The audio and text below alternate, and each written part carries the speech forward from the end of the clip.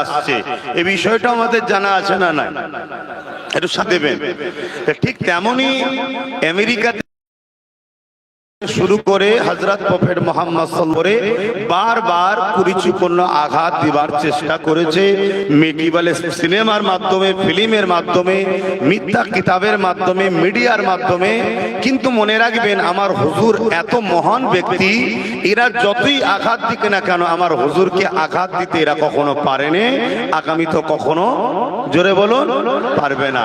কিন্তু আমরা ইউজ করি রাসূলের শানে আঘাত দিয়েছে, নবীর উপরে আঘাত দিয়েছে।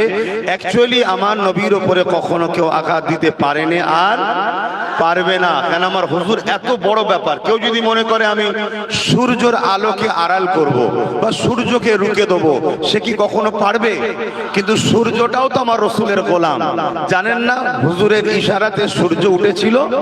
অতএব তামাম পৃথিবীতে যত শাহিনশা, বাদশাহ, নেতা যা আছে, সবাই যদি এক জায়গায় হয়ে, সূর্য তো অনেক দূরের কথা, একটা বাল্ব লাইট যদি জ্বালানো হয়, সেটাকে যদি বলা হয় যে একটু সাইডে সরে যাও, উংলি ইশারা দিয়ে, কোনো দাদাগিরি চলবে না, কোনো নেতার নেতৃত্ব চলবে না।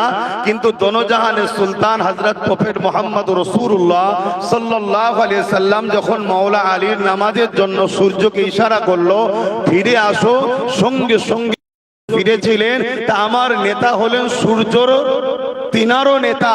অতএব সেই নেতার উপরে আঘাত দিয়ে কখনো কেউ আঘাত দিতে পারবে না। কিন্তু তাহলে আমরা আন্দোলন করছি কেন? এই বিষয়টা খুব গৌর দিয়ে শুনবেন। আজকে উত্তরপ্রদেশের কানপুরে এক ব্যক্তি, একটা যুবক ছেলে, সে একটা ব্যানার লিখেছিল নবী দিবসের মাসে, তাতে লিখেছে আমি নবীকে ভালোবাসি। হঠাৎ করে ওই এলাকার প্রশাসন, উত্তরপ্রদেশ হচ্ছে ভারতের একটা অঙ্গরাজ্য, অর্থাৎ ভারতেরই একটা অঙ্গরাজ্য, ভারতেরই প্রশাসন, উত্তরপ্রদেশের প্রশাসন, তাদের হঠাৎ করে মাথায় লেগে গেল যে এই ব্যানারটা নাকি নতুন, এরকম কালচার আগে ছিল না, অতএব এটা টাঙাতে দেব না, এবং যারা এই কাজ করছে তাদেরকে বন্দী করেছে। এই তো বিষয়। এতে আমাদের দিলে আঘাত হয়েছে, আমার ভাই নবীকে ভালোবাসে, তার উপরে আঘাত দিচ্ছে, তাই আমরা আন্দোলন করছি, তাই আমরা আন্দোলনে নেমেছি। আমার নবী তো তিনি। আবু জেহেল ওখাজের মেলাতে প্রতিটা রাস্তার মোড়ে মোড়ে মোড়ে মোড়ে দাঁড়িয়ে দাঁড়িয়ে যারা এসেছিল তাদেরকেই বলেছিল মুহাম্মদ রাসূলের কাছে যেও না। আমার নবীর মিথ্যা প্রচার করেছিল, আমার নবীর উপরে মিথ্যা মিথ্যা ইলজাম দিয়েছিল। কিন্তু হাকিকাতের রেজাল্ট কি? আবু জেহেল যাকে যাকে নিষেধ করেছে, সে আমার নবীর কাছে এসেছে, সে আমার নবীর আখলাক, চরিত্র, আদর্শে ইমানের কলেমা পড়ে মুহাম্মদ রাসূলের উম্মতের দলে ঢুকে গেছে। জোরে বলুন সুবহানাল্লাহ।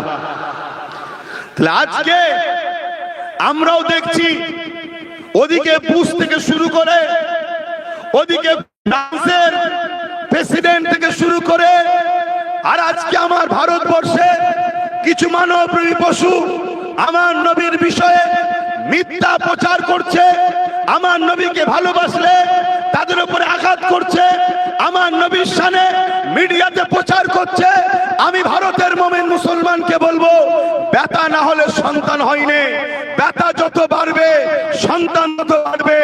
আমেরিকাতে ব্যথা বেড়েছিল, ইউরোপে ব্যথা বেড়েছিল, ইসলামের উপর আঘাত হয়েছিল, রাসূলুল্লাহকে যারা মানবে তাদের উপর আঘাত হয়েছিল। আজকে ইউরোপের মিডিয়া বলছে, আমেরিকার মিডিয়া বলছে, আগামী 40-45 মধ্যে ইউরোপ দুনিয়া হবে সংখ্যাগুরু ইসলাম, সংখ্যাগুরু মুসলমান। তাই আমিও মনে করি মহান স্রষ্টা আবু জেহেলের দ্বারা নবীর দ্বীনের কাজ করিয়ে নিয়েছে। আমার ভারতবর্ষ নেতা সুরাতে কিছু মাথা মুটা আছে, আজকের আবু জেহেল তাদের দ্বারা হুজুরের বিরুদ্ধে কথা বলিয়ে, হুজুরের প্রেমিকদের উপর আঘাত দিয়ে মূলত এই ভারতবর্ষের বুকে মুহাম্মদ রাসূলের গোলাম আগামী দিন আমার আল্লাহ বাড়িয়ে দিতে চাইছে, তার প্রমাণ হচ্ছে এটা। নারায়ে তাকবীর, নারায়ে তাকবীর। আমার নবীর উপরে তোমার নবীর কাজ হবে মুহাম্মদুর রাসূলুল্লাহ। রিসার্চ করতে করতে দেখবে মোহাম্মদ রসুল তো শান্তির নাম, মোহাম্মদ রসুল তো মানবতার নাম, মোহাম্মদ রসুল তো প্রেমের নাম, মোহাম্মদ রসুল তো ঐক্যের নাম, মোহাম্মদ রসুল তো ভালোবাসার নাম, মোহাম্মদ রসুল তো গরিব দরদির নাম, মোহাম্মদ রসুল তো এতিমের অধিকারের নাম, মোহাম্মদ রসুল তো বিধবার মর্যাদার নাম, মোহাম্মদ রসুল তো জাতি মানুষ বন্য নির্বিশেষে প্রত্যেকটা ইনসাফকে বাঁচাবার না। মোহাম্মদ রসুল তো যিনি 23টা বছরে তাম পৃথিবীর বুকে অন্যায়কে খতম করে, সন্ত্রাসকে খতম করে, আতঙ্কবাদকে খতম করে, জঙ্গিবাদকে খতম করে, লুটকে খতম করে, অত্যাচারকে খতম করে, অন্যায়কে খতম করে, নেশা জাতীয় দ্রব্যকে খতম করে এই পৃথিবীর বুকে এতিমের দিয়েছে, নারীর মর্যাদা দিয়েছে, বিধবার মর্যাদা দিয়েছে, মা বাবার সম্মান দিয়েছে, মানুষকে বাঁচার রাস্তা দিয়েছে। এক কথায় 23টা বছরে মোহাম্মদ রসুলটাকে যিনি তামাম পৃথিবীর বুকে সাম্য, শান্তি, ভ্রাতৃত্ব, সৌহার্দ্য, ঐক্য, একতা, প্রেম, ইনসাফ, ইনসানিয়ত, ন্যায়, সত্য প্রতিষ্ঠিত যিনি করেছে তিনি হলেন মোহাম্মদুর রাসূলুল্লাহ। নারে তাকবীর! বিশ্ব নবী, বিশ্ব নবী। এই যে বলছে বিশ্ব নবী, আমার নবী বিশ্ব নবী নয়, আমার নবী তামাম কায়নাতের নবী। বলুন তামাম কায়নাতের নবী, কুল কায়নাতের নবী, কুল কায়নাতের নবী। তো সমস্যা অনেক কিছু আলোচনা আছে, তবে আমি কিছু কথা একটু অন্য সাইডে বলবো। আমার ভাইয়েরা হুজুরকে নিয়ে সব আলোচনা করেছে। অবশ্যই যেখানে যেখানে মাহফিলে যায় সেখানেও একটা একটা আলহামদুলিল্লাহ ছোট হলেও জনসভা হয়, সেখানেও হুজুরকে নিয়ে আলোচনা করা এটা আমাদের দায়িত্ব। তবে আপনাদেরকে বলবো, এই যে আই লাভ মোহাম্মদ রাসূলুল্লাহ সাল্লাল্লাহু আলাইহি সাল্লাম এই যে ব্যানারটা নিয়েছেন, এই ব্যানার বা এই যে ফেস্টন, এই যে পতাকা বা এই যে আপনারা লিখিত নিয়ে বেরিয়েছেন, এর যদি সম্মান যথাযথ করতে না পারেন তাহলে আপনার মধ্যে আর ওই সকল মানবরূপী পশুর মধ্যে কিছু পার্থক্য থাকবে না। কিছু মাথায় ঢুকলো আমার কথা? অতএব আমরা কোন ধর্ম, ব্যানারের ধর্ম আমাদের নয়, ফটোর ধর্ম আমাদের নয়, মূর্তির ধর্ম আমাদের নয়, ভাষ্যকারের ধর্ম আমাদের নয়। তাই একটা ভাই লিখেছে আই লাভ মোহাম্মদ রাসূলুল্লাহ, এটার সঙ্গে ধর্মের কোনো ব্যাপার নয়, এটা তার প্রেমের ব্যাপার। অতএব তাকে রুকেছে আমার ধর্মের উপরে আঘাত নয়, এটা আমার একজন ভাইয়ের প্রেমের উপরে আঘাত। আমাদের এটা ইগোতে হাট করেছে, এটা আমাদের ইগোতে আঘাত হয়েছে। আমরা কোনো ব্যানারের ধর্মের লোক নয়, আমরা কোনো ফটো ধর্মের লোক নয়। তাই ব্যানার না নিয়ে, ফটো না দিয়ে এই যে ব্যানার গুলো বিভিন্ন জায়গায় টাঙাচ্ছেন, কাগজে মারছেন, এ কোনো ছিঁড়ে ছিঁড়ে আগামী দিন রাস্তায় পড়বে। আমরা যখন রাস্তায় প্রয়োজনে ইস্তেঞ্জা বা প্রয়োজনের কাজে বসি, অনেক সময় দেখা যায় বিভিন্ন পত্রিকা পড়ে আছে, আর ঠিক পত্রিকা একটা নেতার মুখ পড়ে আছে, ছাড়লেই নেতার মুখে যাবে। বুঝছেন না, বোঝেন না? তাহলে আমার হুজুরের নাম এভাবে পড়ুক, এটা আপনারা চান? জোরে বলুন। কিন্তু জনগণকে জানাবার জন্য একটা ব্যানার দরকার, এই করে একটা ব্যানার দরকার, বা কোনো জায়গায় র্যালি হচ্ছে একটা ব্যানারের দরকার, সেই ব্যানারটা সামনে থাকবে। যদি কেউ মনে করেন আমার জানের থেকে প্রিয় এই নামটা আমি তৈরি করছি, নিজের দায়িত্বের হেফাজত করব, তাহলে তার জন্য ব্যানার করতে পারেন, কোনো আপত্তি নাই। কিন্তু আপনারা আবেগে ব্যানার তৈরি করলেন, ওই ব্যানার নিয়ে হই হই করলেন, তারপরে ব্যানারটা ফেলে দিলেন বা ফেস্টনটা ফেলে দিলেন, তাতে আমার নবীর নাম লেখা আছে। শোনো যুবকেরা, আমার রসুল এত বড় ব্যাপার, আমার রসুলকে নিয়ে আমার দেশের কোন টাকলা কি বললো, আমার দেশের কোন মাতাল কি বললো, আমার দেশের কোন মানবরূপী পশু কি বললো, এতে কোনো যায় আসে না। আমার নবী এত বড় ব্যাপার, যেমন চামচিকে ডানা মেলে চাঁদের আলোকে রুখতে গেলে চাঁদের যেমন কোনো যায় আসে না, চাঁদও হলো মুহাম্মদ রাসূলুল্লাহর গোলাম।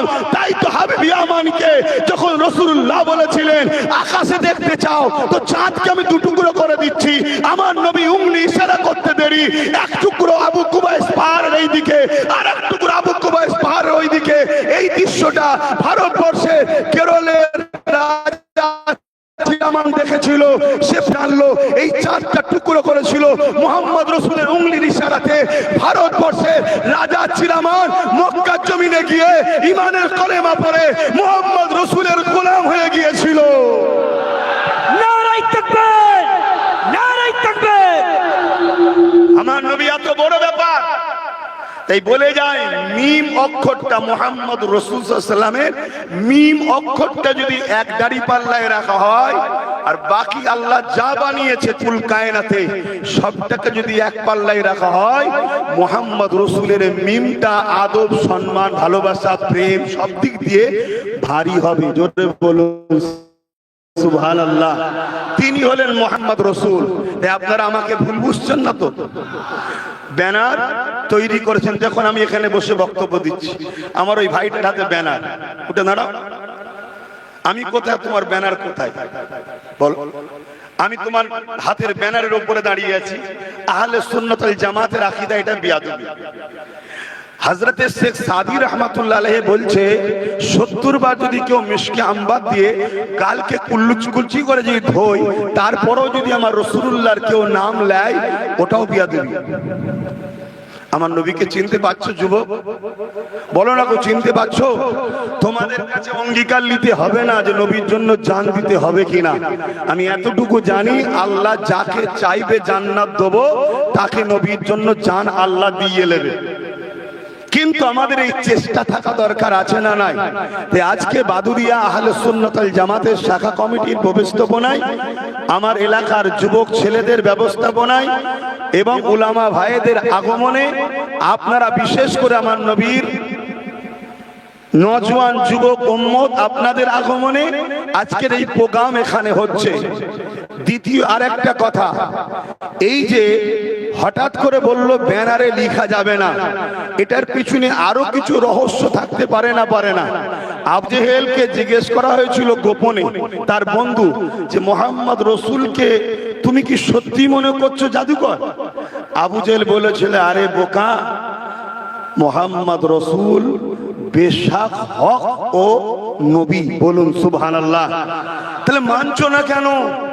বলছে মানলে আমার অন্যায়ের জুলুমের অত্যাচারের রাজত্ব চলে যাবে। আমি যে ফ্যাসিস্ট চিন্তা ভাবনাতে মানুষের যে খোদা সেজে বসে আছি, মুহাম্মদ রাসূল বলছে মানুষ কখনো মানুষের দাসী হবে না, মানুষ একমাত্র স্রষ্টার দাসী হবে। এই দাসত্ব প্রথাকে মুহাম্মদ রাসূল ভেঙে দিতে এসেছে।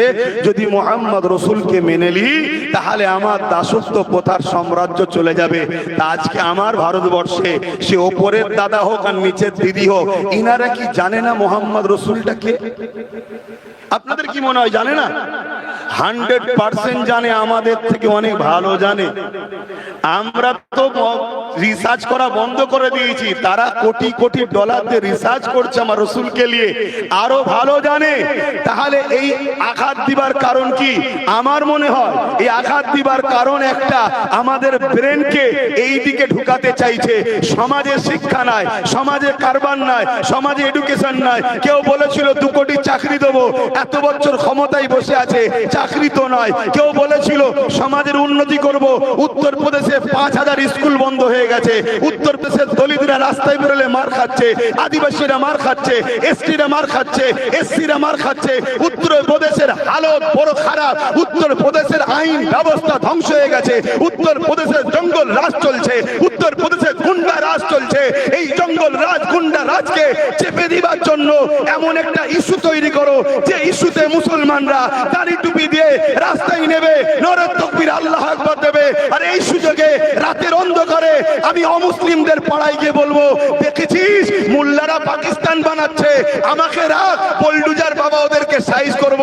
এটা মনে হয় তার নাকামিকে ঢাকার জন্য মুহাম্মদ রাসূল লিখার জন্য আঘাত করেছে না? এটা যদি নতুন হয়, এই ভারতবর্ষে একমুখ হনুমানটাও ছবি ওটাও নতুন। এই ভারতবর্ষে লাভ জিহাদের নামে পিটা ওটাও নতুন। এই ভারতবর্ষে গোরক্ষা বাহিনীর নামে পিটা ওটাও নতুন। এই ভারতবর্ষে জয় শ্রীরামের নামে মারা এটাও নতুন। তাহলে এইগুলোকে রুকা হচ্ছে না। আই লাভ মুহাম্মদ রাসূল লিখার জন্য রুকবে কেন? নাকামি হয়েছে, এটাকে ঢাকার জন্য আমাদেরকে করে এরা এদের অন্যায় জুলুম অত্যাচার চুরি ডাকাতি খুন এরা যে বেকার এটাকে চাপার একটা পরিকল্পনা করছে। হতে পারে না, পারে না। তাহলে কি আন্দোলন বন্ধ হয়ে যাবে? না, আন্দোলন বন্ধ হলে ঈমান থাকবে না। ইমাম মালিক হুজুর বলেছে যে আমার রাসূলুল্লাহ ব্যাপারে কেউ যদি আঘাত দিবার চেষ্টা করে, তুমি যদি তার বিরুদ্ধে সংগ্রাম না করো, তোমার মধ্যে ঈমান থাকতে পারে না। এটা অন্য বিষয় নয়, নামাজের বিষয়ে আঘাত, রোজার বিষয়ে আঘাত, হজের বিষয়ে আঘাত, অন্য বিষয়ে আঘাত, এটা আলাদা বিষয়। মুহাম্মদ রাসূলের বিষয়টা সম্পূর্ণ আলাদা বিষয়। তাই আমার রাসূলের উপরে আঘাত দিবার কেউ চেষ্টা করলে, আঘাত তো দিতে পারবে না, আমরাও জানি। কেউ চেষ্টা করলে ওই জালিম আবু জেহেলের বিরুদ্ধে, আজকের আবু জেহেলদের বিরুদ্ধে আমরা বেলালের মতো, আমরা সাহাবা হুজুরদের মতো তাদের উত্তরসূরি হয়ে এদের বিরুদ্ধে আমাদের আন্দোলন সংগ্রাম চলবে না, চলবে না। হাত তুলে সাক্ষী দেন, চলবে না, চলবে না। হাত তুলে সাক্ষী দেন, লড়াই হবে না, হবে না।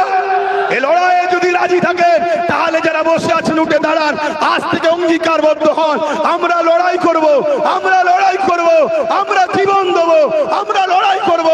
আজ আমি আবু বকর সিদ্দিকীর উত্তরসূরি হিসাবে আপনাদেরকে একটা জানিয়ে দিই, আমার রাসূল পাক সাল্লাল্লাহু আলাইহি ওয়াসাল্লাম দুনিয়া থেকে চলে যাবার পর এমন করে দেখা যায়, হুজুর যখন চলে গেলেন, সিদ্দিক আকবর, ভাই অসুবিধা হচ্ছে, হাত নামান, একটা ওকিয়া বলবো কি গো, অসুবিধা হচ্ছে কি বলবো? কারণ আল্লাহ যখন একটু ছাড় দিয়েছে আমরা একটু বলে নিই না। আমি তো ভাবছিলাম না হবে হয়তো, তা আল্লাহ যখন এখনো ধরে রেখেছে যে হোস না বাদুরাই আমার হাবিবের পক্ষে আলোচনা হচ্ছে, হোস না, নারাই তাকবীর, নারাই তাকবীর, তাহলে একটু বলি। আর আমাদের তো জানা নাই যে এখনো ধরে রাখবেন খোদা, তাহলে উলামা ভাইগুলোকে একটু বেশি করে দেওয়া যেত। আর উলামা ভাইরাও তো জানে না যে আল্লাহ ধরে রাখবে কতক্ষণ, কি আমাদের কারো জানা আছে? আল্লাহ ও রসুল ভালো জানে। বলুন আল্লাহ ও, আল্লাহ ও, আল্লাহ ও। কিছু মৌলী সাহেব বেরিয়েছে শুধু বলছে আল্লাহ জানে, আল্লাহ জানে, আল্লাহ জানে, নবী জানে না। খুব সাবধান, আকীদা ভুল। আর এই জন্যই তাজ আমাদের শেষ হচ্ছে। আল্লাহ জানে, আল্লাহকে কেউ জানায়নি, রসুল জানে, রসুলকে আল্লাহ জানিয়েছে। যাক, আমি অন্যদিকে চলে যাচ্ছি। হযরত আবু বকর সিদ্দিক যখন খলিফা হলেন, সুলতান হলেন, শাহিনশাহ হলেন, আর্ধেক পৃথিবীর ক্ষমতায় বসলেন, তখন হযরত আবু বকর সিদ্দিক রাদিয়াল্লাহু তাআলা আনহুর সময় এক ব্যক্তির নাম তার মুসাইলামাতুল কাজ্জাব, সে খতমে নবুয়তের উপরে আঘাত দিবার চেষ্টা করলো। আমি আবার বলছি, আমার নবীর উপরে আঘাত দিচ্ছে, এই কথা ডাইরেক্ট আমার মনে হয় একটু ভাবা দরকার, বলা যাবে কি যাবে না। আমার নবীর উপরে আঘাত দিবার চেষ্টা করলো, কথা বুঝছেন না, বোঝেন না? যেমন আমার দেশ চেষ্টা করেছিল সূর্যে যাব, গেছে নাকি? চেষ্টা অনেকে অনেক কিছু করতে পারে, সেরকম চেষ্টা করেছিল মুসাইলামাতুল কাজ্জাব আমার নবীর উপরে আঘাত দিবার। কি খতমে নবুয়তের উপর আঘাত দিয়ে নিজেকে নবী দাবি করলো। ওই সময় দেখা যায় হযরত আবু বকর সিদ্দিক 10,000 সাহাবাদের নিয়ে মুসাইলামাতুল কাজ্জাবের বাড়ি গেলেন। আর মুসাইলামাতুল কাজ্জাব 90,000 সৈন্য দিয়ে নিজেকে ঘিরে রেখেছে। হযরতে মন দিয়ে শুনবেন, হযরত আবু বকর গিয়ে মুসাইলামাতুল কাজ্জাবকে বুঝাচ্ছে, এ মুসাইলামাতুল কাজ্জাব, কোরআন যেখানে বলেছে লাকির রাসূলুল্লাহ ওয়া খাতামান নবীন, সেখানে তুমি কেন নবী দাবি করলে? মুসাইলামাতুল কাজ্জাব সিদ্দিক আকবরের কোনো কথা শোনেনি। মুসাইলামাতুল কাজ্জাব দেখছে সিদ্দিক আকবরের সঙ্গে মাত্র 10,000, আমার দিকে 90,000। আজকে কেউ মনে করছে মুসলমানদের হাতে কোনো ক্ষমতা নেই, মুসলমানদের এমএলএ নেই, মুসলমানদের এমপি নেই, মুসলমানদের পিএম নেই, মুসলমানদের সিএম নেই, মুসলমানদের ডিএম নেই, মুসলমানদের কিছু নেই। অতএব এই সুযোগে শেষ করো। এটা হলো মুসাইলামাতুল কাজ্জাবের প্ল্যান। মুসাইলামাতুল কাজ্জাব দেখছে আবু বকর একা, তার হাতে মাত্র 10,000 সাহাবা, আর আমার দিকে 90,000। এই সুযোগ কাজে লাগাতে হবে। তাই 90,000কে ইশারা করলো, সিদ্দিক আকবরের 10,000 সাথী ভাইদের উপরে হামলা চালিয়ে দিল। যখনই হামলা চালিয়ে দিল, হযরত আবু বকর সিদ্দিক বললেন, ডিফেন্স করা হলো ফরজ, ডিফেন্স করো। ডিফেন্স করতে শুরু হলো। শুনে রেখে দাও, 90,000 মুসাইলামাতুল কাজ্জাব এবং তার বাহিনীকে 10,000 সাহাবারা ডিফেন্স করতে করতে করতে জাহান্নামের কুকুরতে ঘরে জাহান্নামে পৌঁছে দিয়েছে। আজকে যদি কেউ মনে করে ক্ষমতা আমার হাতে, রাজ আমার হাতে, মিলিটারি আমার হাতে, পুলিশ আমাদের হাতে, সব আমার হাতে, মনে রেখে দিও আমরা সিদ্দিক আকবরের উত্তরসূরি। আমাদের হাতে অস্ত্র নেই, আমাদের হাতে বোম নেই, আমাদের বন্দুক নেই, আমাদের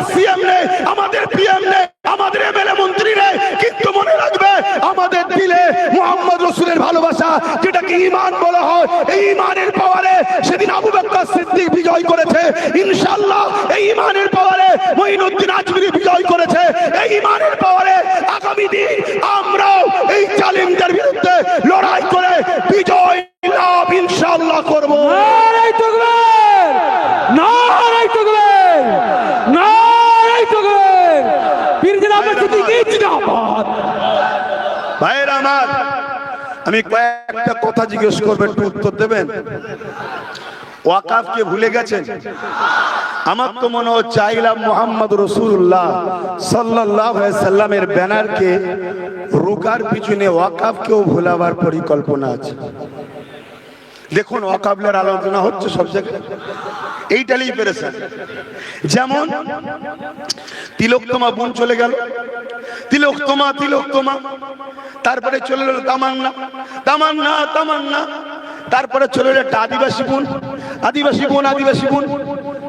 এইবারে একটার পর একটা একটার পর একটা দিচ্ছে, এক একটা ভুলে যাচ্ছি। তা আগামী দিন এই ওয়াকাফকে নিয়ে সমাজ বিরোধী, ইসলাম বিরোধী, সংবিধান বিরোধী, মানুষের অধিকারের জন্য যদি আমি আব্বাস সিদ্দিকী ব্যারিকেডে ডাকি, ঘরের কাছে ডেকেছি এসেছেন, ব্যারিকেডে যদি ডাকি গাঁটের পয়সা খরচ করে, আমার ডাকে কারা সারা দিয়ে যেতে রাজি আছেন? হাত তোলে। নারায়ে তাকবীর, নারায়ে তাকবীর। এ হাত সত্য তো? এই তুই যাবি না? হাত সত্য তো? জোরে বলেন হাত সত্য তো? গাছে তুলে মই কাটছেন না তো? শুনে রাখেন, নিজের জন্য লড়াই করিনি। যদি নিজের জন্য লড়াই করতাম, যেদিন বাপ মাকে গাল দিয়েছিল সেদিন রাস্তায় নামতাম। নিজের জন্য যদি লড়াই করতাম, যেদিন দাদুকে গাল দিয়েছিল সেদিন রাস্তায় নামতাম না। মিশন একটাই, আমার রসুলের দিন, আমার রসুল, আমার কোরআন, এটাই হলো আমাদের মিশন। তাই আগামী দিন বক্তব্য তো অনেক হবে, আলোচনা, সেই জায়গাটা মেন জায়গাটা হলো ব্যারিকেড ময়দান। এবারে আমরা খুব শিগগিরই কাগজ জমা দেবো, সেই জায়গায় আমরা পারমিশনের জন্য ফেলবো, আমরা ব্যারিকেড করব, সেখানে আমরা সমস্ত মানুষ ঐক্যবদ্ধ হয়ে যাব। কেন পাওয়ার দেখানোরও মাঝে মাঝে প্রয়োজন আছে, আছে না নাই? অনেকে মনে করে ছোট ছোট জঙ্গলে নাকি বাঘ থাকে না। আমরা ছোট ছোট উলামারাই আমরাও যে কিরকম আছি এটাও আমাদেরকে দেখাবার দরকার আছে না নাই? আমার দেশে প্রতি বছরে 26শে জানুয়ারি কলিকাতাতে মাটির তলা থেকে আমার দেশের মহানায়ক যারা সেনারা বাহির হয়, জানেন তো নাকি? কেন? এটা মাঝে মাঝে দেখায় পাকিস্তান মুখ সামলে কথা বল, আম কিসি সে কম নেই, এটা দেখানো দরকার আছে না নাই? তাহলে দেশের মধ্যে যারা আবার বিভাজন করছে, গাদ্দার আছে, তাদেরকেও দেখাবার জন্য ব্যারিকেডে যাওয়া দরকার আছে না নাই? এই ব্যারিকেড ডাকলে দুটো লাভ হবে। একটা হলো পাড়ার ছদ্মবেশী মুসলিম সুরাতে মুনাফিকগুলোকে চেনা যাবে, কে রোকে দেখা দরকার আছে। দ্বিতীয় নম্বর কি লাভ হবে? আমাদের সংবিধানের 25 নম্বর আর্টিকেলে আছে, মানুষ তার নিজের ধর্ম করবে, নিজের ধর্মের প্রচার করবে, নিজের ধর্মকে পিয়ার করবে, কারো বাধা দিবার অধিকার নেই। তাই ভারতবর্ষে কেউ যদি বলে আমি ন্যাংটো ঠাকাটাই আমার ধর্ম, ওটাকেও বাধা দিবার অধিকার নেই। কেউ যদি বলে আমার অমুক জায়গায় ঘন্টা ঝুলিয়ে দেওয়াটাও ধর্ম, ওতেও বাধা দিবার আমাদের অধিকার। কেউ যদি বলে পাঁচটাই আমার খোদা, ওকেও বাধা দিবার অধিকার। কেউ যদি বলে সূর্য আমার প্রভু, ওকে বাধা দিবার অধিকার। কেন? সবাই নিজ নিজ পছন্দ, ঠিক না বেঠিক গো? কেউ যদি রাত্রিরে শোয় এক খোদা নিয়ে, ঘুম থেকে উঠে আর এক খোদা ধরে, এতেও বাধা দিবার অধিকার।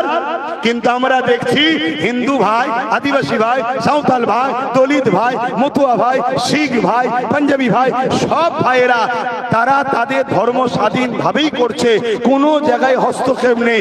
বারবার হস্তক্ষেপ আমার ইসলামের উপরে হচ্ছে। এর কারণটা কি আপনি একটু বিবেচনা করবেন। তবে আমি মনে করি এর কারণ একটাই, আমাদের হাতে লাঠি নেই। এই পাগলা কুকুর ডাকলে পিটাবার জন্য আমরা তৈরি নেই। আমি ওই লাঠির কথা বলিনি যে লাঠি বুঝার, বুঝতে পেরেছেন তো নাকি? হ্যাঁ, ওই একটাই যে লাঠি সবে হয়েছে আমাদের। বুঝতে পেরেছেন তো নাকি? লাঠি দরকার, তাহলে কি হবে? ঠিক জায়গায় যে ঠুকে দেবে, ঠিক জায়গায় ঠুকলে তাহলে তখন কিন্তু ঠান্ডা হতে বাধ্য হবে। আপনি খেয়াল করে দেখুন না, আমার কথা ভুল নিচ্ছেন না তো আপনারা? আপনি খেয়াল করে দেখুন, এই পাশে বিহারে কিছুদিন পরে ভোট হবে। এটা একটা কথা বলছি, অসুবিধা আছে নাকি? এখন আমাদের মধ্যে ধারণা রাজনীতির কথা হুজুররা বলবে কেন? হুজুররা শুধু পানিতে ফু দেবে। হুজুরদের, মৌলী সাহেবদের, ইমাম সাহেবদের কাজ রাজনীতি করা বলা নয়।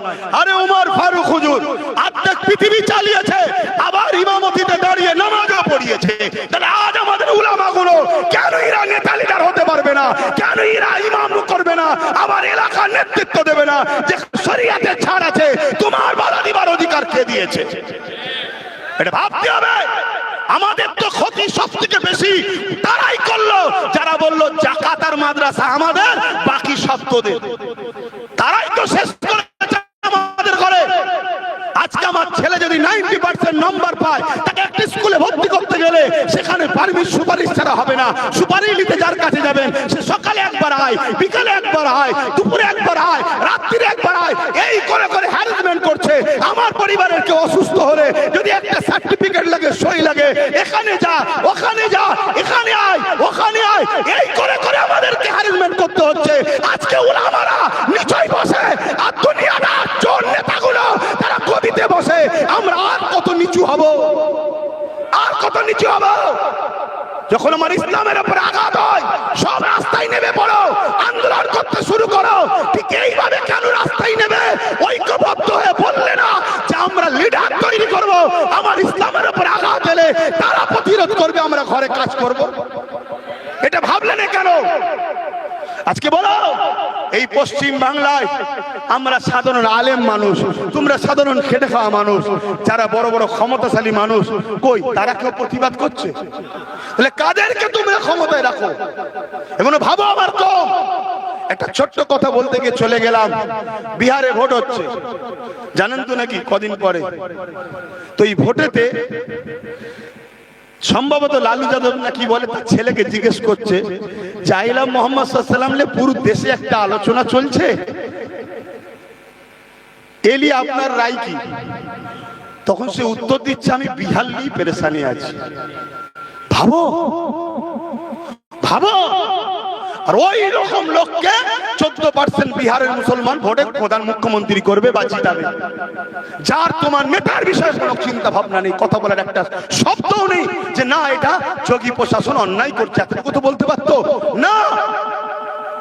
তুমি ভাবো আমার তো, যেমন আমার রাজ্যে কেউ বললো কি যে ওয়াকাবলে আন্দোলন এখানে নয়, দিল্লি চলে যাও, বলেছো না বলেনি? এই তো চলছে আমাদের অবস্থা। অতএব চাইলাম মুহাম্মদ সাল্লাল্লাহু আলাইহি ওয়াসাল্লামের বিরুদ্ধে যে প্রশাসন বা যারা আঘাত দিয়েছে, তার থেকে বড় আসামি আমরা। আমরা সারা জীবন একে বাঁচাও, একে রোকো, একে বাঁচাও, একে রোকো, একে বাঁচাও, একে রোকো। একবারও আমরা ভাবলাম না আমরা কবে উঠবো, আমরা কবে দাঁড়াবো, আমার কম কবে দাঁড়াবে, নিজেদের কখন পাওয়ার আসবে, একবারও আমরা ভাবিনি। এই জন্য আজকে আমাদের এই দুর্দশা হচ্ছে। মনে রাখবেন, মুফতি যদি ফতোয়া দেয়, মুফতি কাটলে মানায়। এখন এখান থেকে উলামারা যদি একটা ফতোয়া দেয়, আর আপনারা যদি সাধারণ ছেলে, স্কুলেও হয়তো যায়নি, আপনি যদি বলেন ফতোয়াটা ভুল হয়েছে, এটা কি হাস্যকর নয়? একটু সারা দেন না। আমার এই কথাই কি রেগে গেলেন নাকি? মনে কষ্ট হলো? কারা কারা আমার সঙ্গে একমত হাত তুলে দেখান। একমত তো নাকি? ভয় খাচ্ছে? আর কত ভয়কে থাকবে? সব আঘাত দিতে দিতে দিতে দিতে আমাদের জানের থেকে বেশি প্রিয় সেই রসুলের নাম লেখাতে এখন অ্যালার্জি হচ্ছে। এখনো বুঝতে আমাদের বাকি। ওই উত্তরপ্রদেশে এই টাকলা আসার আগে যতগুলো সরকার ছিল সব সেকুলারের নামে, আজকে যখন এত বড় একটা অন্যায় হচ্ছে, সেই সেকুলার সরকারের প্রধানগুলো মুসলমানের পাশে কি দাঁড়িয়েছে?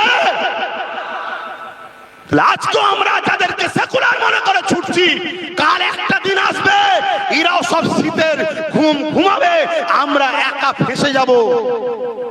অতএব সময় থাকতে থাকতে নিজের হাতে লাঠি তৈরি করো। বোঝার হয় বোঝো, আর যদি খারাপ লাগে তাহলে আমার কিছু বলার নেই, আমার থেকে দূরে থাকুন। আসলে হক কথা বলবো। কি ভাইয়েরা, উলামা ভাই অসুবিধা হচ্ছে নাকি?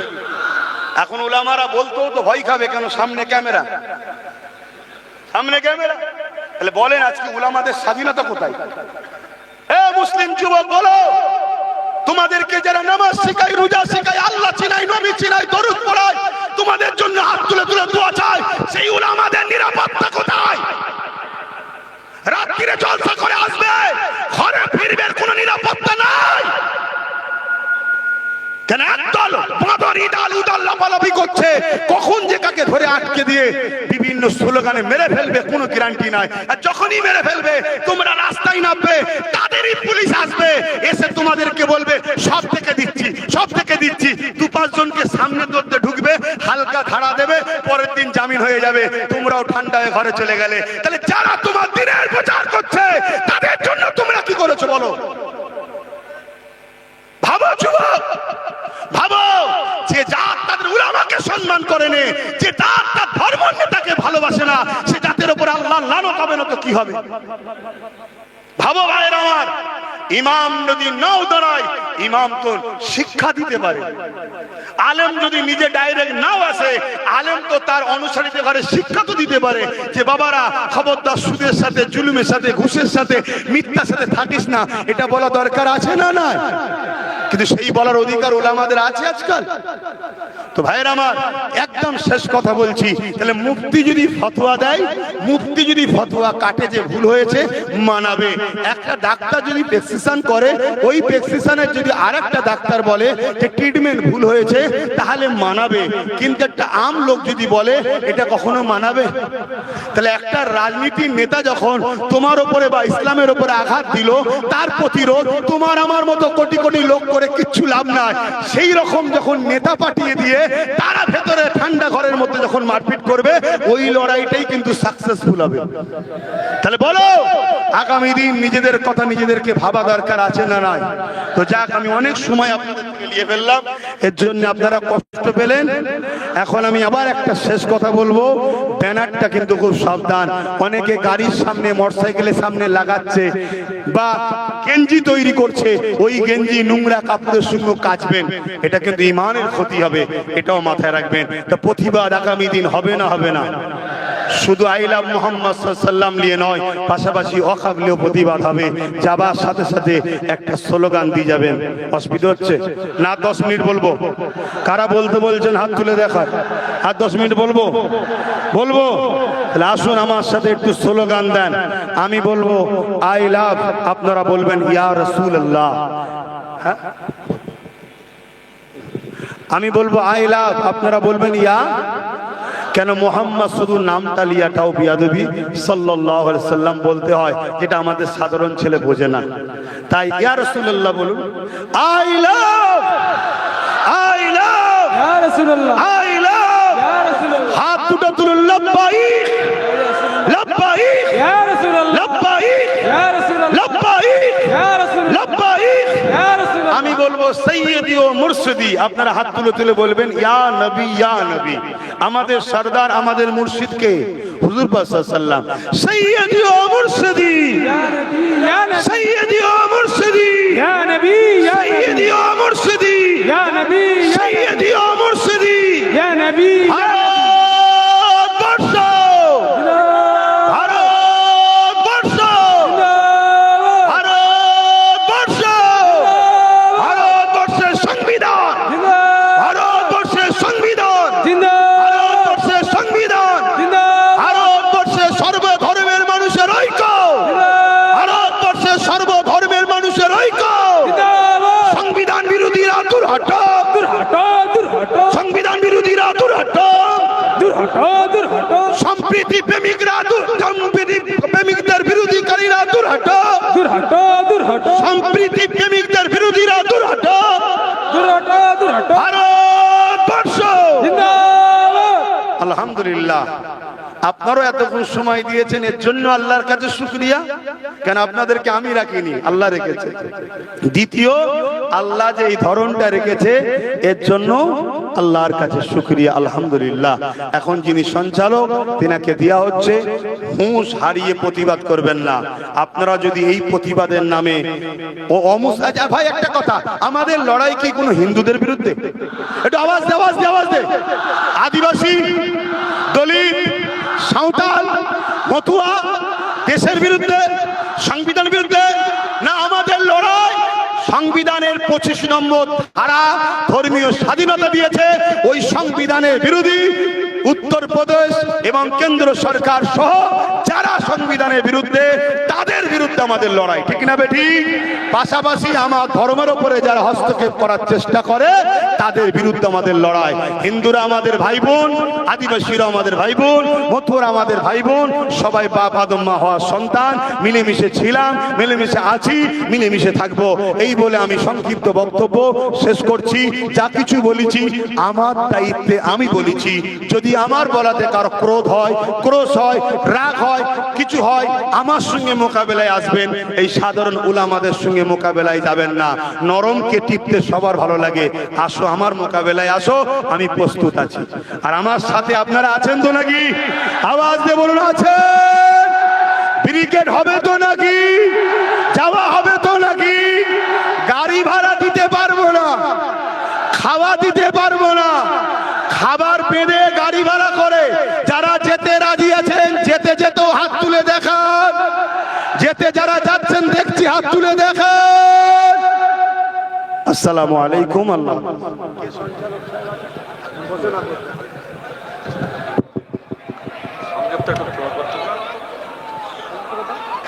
আলহামদুলিল্লাহ, যারা এই অনুষ্ঠানে যারা এসেছিলেন, আপনারা আস্তে আস্তে চলে যান। আমাদের সঙ্গে আপনারা সকলেই সাথ দিয়েছেন, সহযোগিতা করেছেন। পুলিশ প্রশাসন আপনারাও সহযোগিতা করেছেন। মামুনেরা যারা এসেছেন আপনারা একটু পরে যান। যারা এই অনুষ্ঠানে আপনারা এসেছিলেন আপনারা আস্তে আস্তে চলে যান। রাস্তাতে যে সমস্ত গাড়ি ঘোড়া আছে, গাড়ি ঘোড়া আস্তে আস্তে আপনারা চলে যান। পুলিশ প্রশাসন আমাদের সুন্দর সাথ দিয়েছেন। আমাদের কোনো ত্রুটি হয়নি, আমাদের কোনো সমস্যা হয়নি। পুলিশ প্রশাসন আমাদের সবসময় আমাদের সঙ্গী হয়ে সাথ দিয়েছেন, আলহামদুলিল্লাহ। আমরা তাদেরকে ধন্যবাদ জানাই। ধন্যবাদ জানাই যে সমস্ত এলাকার আলেম ওলামা, মসজিদের ইমাম, গুণীজন, সকলকে ধন্যবাদ জানাই।